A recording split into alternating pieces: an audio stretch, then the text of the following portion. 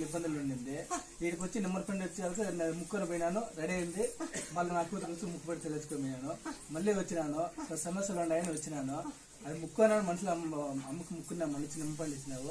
అది తెరిస్తే సార్ తల్లి దొరుకుతుందండి. దొరుకుతుంది